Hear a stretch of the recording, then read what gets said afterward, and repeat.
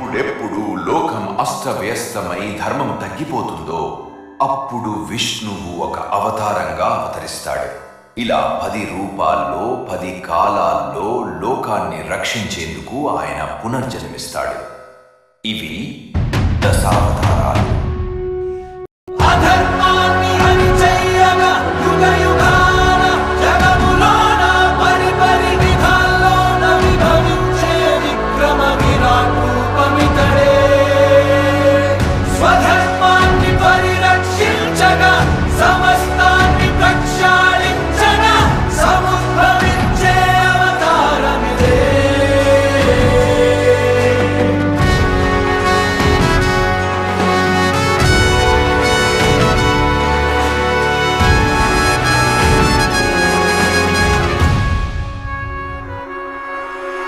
मीनमय विदपकूर्ममय तनुवराहमय मनकु सायमय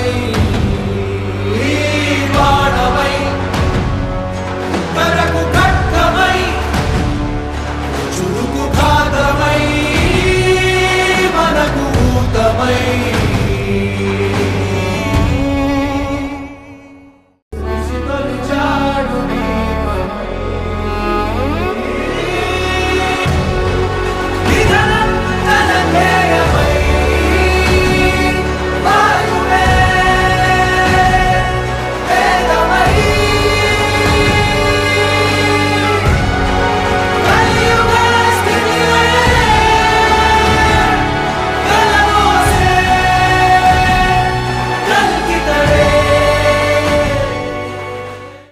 క్రమంలో ధర్మాన్ని రక్షించడం, అధర్మాన్ని నాశనం చేయడం కోసం శ్రీమన్నారాయణుడు 10,000 రూపాల్లో అవతరించి లోకక్షేమాన్ని సాధించడం జరిగింది.